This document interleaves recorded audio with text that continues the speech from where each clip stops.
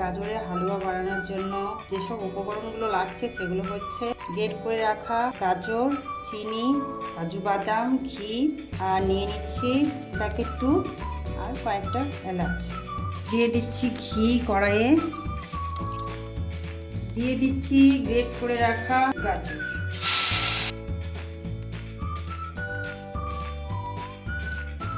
এবার দিয়ে দিচ্ছি চিনি,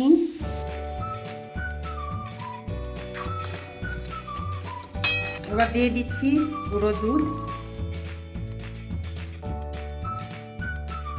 এলাচগুলোকে ফাটিয়ে নিয়েছি, এবার দিয়ে দেবো।